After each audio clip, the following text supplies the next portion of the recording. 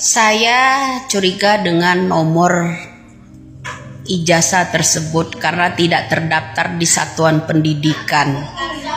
Kenapa ya di zaman Jokowi ini para mafia, para manipulasi ya semakin berkembang. Terutama orang-orang DPO kok bisa ijazahnya beli, ya kan? Ijazah beli artinya gini, itu nomor ya, setelah kita amati ya nomor ijazah tersebut tidak terdaftar di satuan pendidikan. Halo semua, saya Fonseca. Bagaimana kabar kalian? Saya berharap kalian semua sehat-sehat selalu ya. Nah teman-teman, di video sebelumnya tuh kita reaction tentang bagaimana polisi menjelaskan secara terperinci tentang penetapan Peggy Setiawan yang beberapa waktu lalu ditangkap. Menurut penjelasan mereka, Peggy Setiawan yang ditangkap itu adalah tersangka aslinya, tapi di satu sisi publik menemukan ada yang namanya Peggy Peron yang berhasil ditemukan identitasnya, yang merupakan salah satu orang yang dicurigai netizen selama ini sebagai salah satu pelaku atau DPO yang diburu.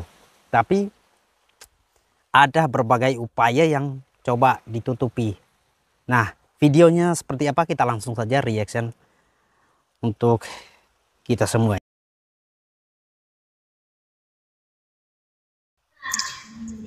Saya curiga dengan nomor ijazah tersebut karena tidak terdaftar di satuan pendidikan. Kenapa ya di zaman Jokowi ini para mafia, para manipulasi ya semakin berkembang. Terutama orang-orang DPO kok bisa ijazahnya beli, ya kan? Ijazah beli artinya gini, itu nomor ya, setelah kita amati ya nomor ijazah tersebut tidak terdaftar di satuan pendidikan. Bagaimana itu? Dan nama nomor kepala dari ijazah tersebut bernama Elis. Artinya mengcopy yang namanya separuh dari nomor itu dong, nomor Elis, ya kan? Sedangkan Elis itu memiliki nomor ijazah itu pada waktu SD, ya kan? Itu pada waktu SD. Jadi drakor di Indonesia ini banyak sekali belum terungkap, terutama ini pengadaan ijazah palsu ya, ijazah palsu. Katanya SD juga disidik jari, yang lainnya belum ya.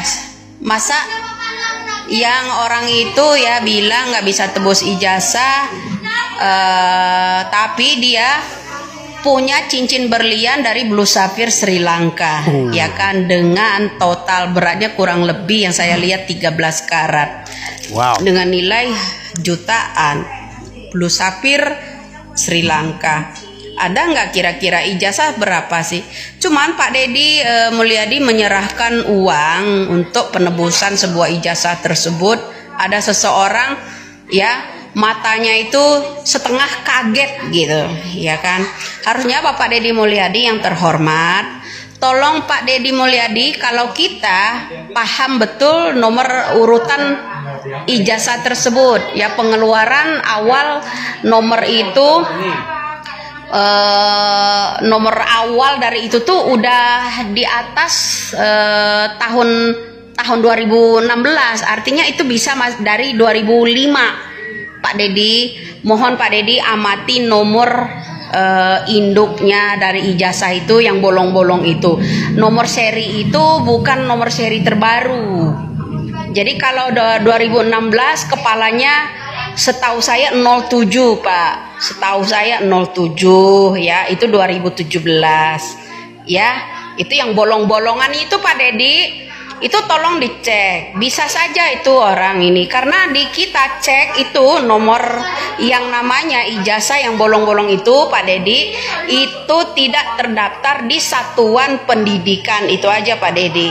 Ya, kemudian di pertengahan yang namanya umur bolong-bolong itu kan ada sejenis rahasia dari kelahiran. Ya, jadi sejenis rahasia dari tanggal kelahiran seseorang itu punya Elis, Pak Dedi. Jadi tolong nih Pak Presiden ya, amati semua nomor ijazah tersebut. Boleh buktikan kalian kalau nggak percaya. Nomor yang dari bolong-bolong itu serinya itu beda, ya beda sekali jauh. Itu nomor itu ya dari 2016 ke atas seri bolongan tersebut ya. Kalau yang asli tidak seperti itu. Mereka itu nggak ngerti ya bolongan-bolongan itu arti kode. Ya kode itu ya, kode kalian harus tahu. Tapi di pertengahan ada 4 huruf itu ya seri dari tanggal kelahiran. Buat yang mengerti ya nomor yang ada di ijazah itu, tolong ditulis di komentar di bawah ya. Bagaimana cara kita melihat bahwa ijazah itu palsu atau tidak? Tolong kalian tulis di bawah. Untuk mengamatinya seperti apa, karena saya sendiri kurang terlalu paham, kurang terlalu mengerti akan hal seperti ini. Tapi Ibu Widya ini punya suatu kemampuan untuk melihat lebih jeli. Mungkin kita sebagai masyarakat awam itu tidak terlalu peduli, bahkan tidak, menurut kita itu tidak terlalu penting. Tapi Ibu Widya ini punya kemampuan itu. Nah, kalau ini benar seperti apa yang Ibu Widya sampaikan, bahwa ada manipulasi data di sini, waduh, ini berarti dugaan netizen selama ini terbukti akurat lagi. Karena selama ini ya Peggy Peron yang sebagai salah satu tersangka atau DPO yang dicari selama ini itu dia. Terus lantas pertanyaan, Peggy Setiawan yang ditangkap sekarang itu siapa? Apakah salah satu tersangka atau korban salah tangkap? Ini kan harus diklarifikasi semua. Nah, supaya ke publik itu juga bisa tahu. Dan agak aneh ya, ada beberapa video yang beredar di luar sana.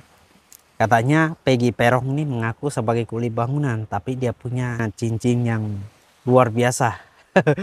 Bagus ya, dan juga pernah ketahuan dia pakai motor besar.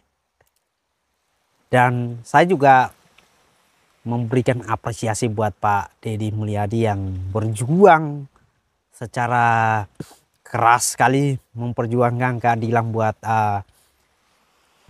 Vina ini, karena mungkin beliau merasa sudah gerah dengan langkah-langkah yang diambil, tapi belum memuaskan hati beliau. Jadi beliau langsung turun tangan, pengen tahu apa sih sebenarnya yang terjadi.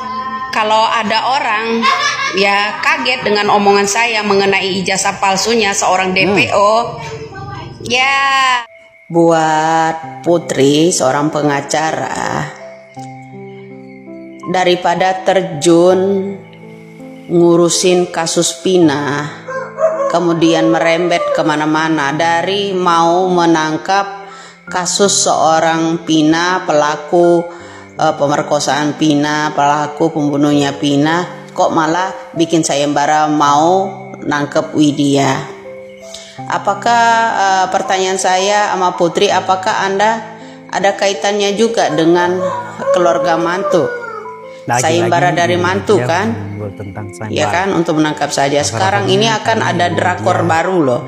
Ya, ada seseorang datang ke rumah Uya Kuya minta dihipnotis. Nggak terbalik tuh. Seharusnya kan Uya Kuya datang tiba-tiba ya, gebrakannya tuh menghipnotis seseorang. Ya itu drama baru ya. Ingat ya Put, daripada Put sibuk ngurusin urusan yang namanya Vina, lebih baik urus kembali kematian suami kamu ya Put. suaminya Putri, kematiannya yang nggak jelas, BAP-nya seperti apa, ya apakah itu bini diri, apakah itu kena becok orang, ya kan, itu ya Putri ya. Apakah itu karena ulah mulut kamu sehingga yang ditikam suami, ya kan? Mending urus itu aja deh Put, ya untuk Putri. Ya mendingan Putri urus kasus kematian suaminya aja. Ya banyak orang yang belum tahu kan Put.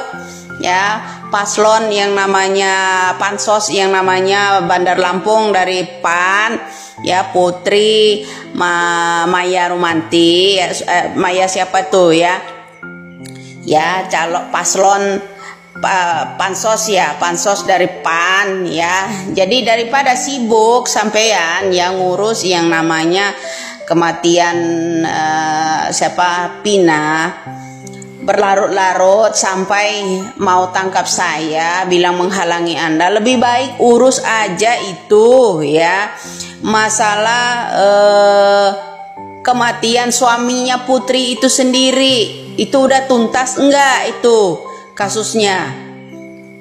Kok secepat kilat itu gitu Putri itunya ditutup gitu loh Put. Mendingan itu aja ya Put, pesan saya.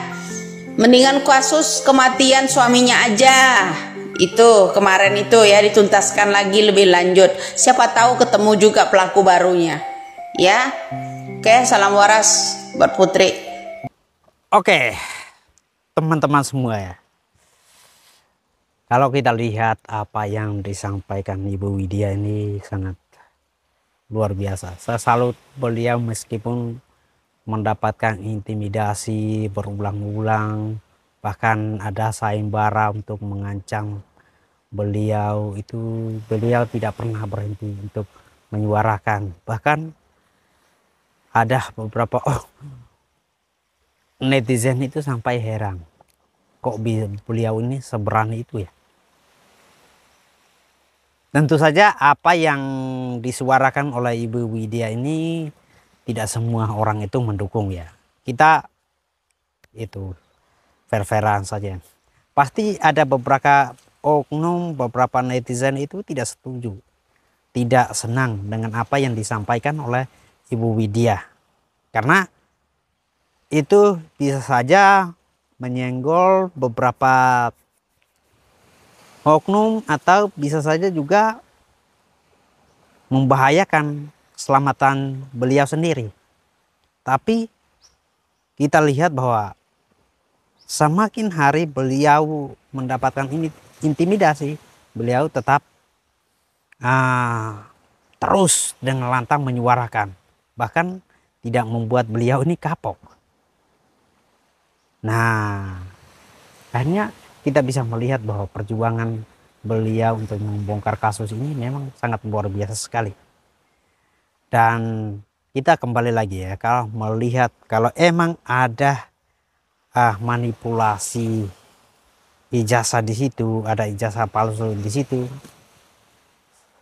saya pikir itu bisa menjadi suatu catatan penting untuk tim penyidik untuk memanggil dan interogasi si Peggy Peron ini. Apakah benar-benar seorang kuli bangunan atau hanya pura-pura tinggal sementara, ya kayak seperti kita lihat di film-film lah, untuk menyelamatkan keluarganya, tinggal dulu sementara dengan orang lain, dibayar, setelah kasusnya redam kemudian kembali. Itu kan bisa terjadi. Tapi ya yang namanya netizen, mata netizen itu tidak bisa dikecohkan. Secuil apapun itu mereka pasti menemukan kejanggalan-kejanggalan yang ada. Ayo netizen, tugas kita semua untuk kawal kasus ini, membongkar kasus ini, sehingga publik pun puas dengan terselesainya kasus ini.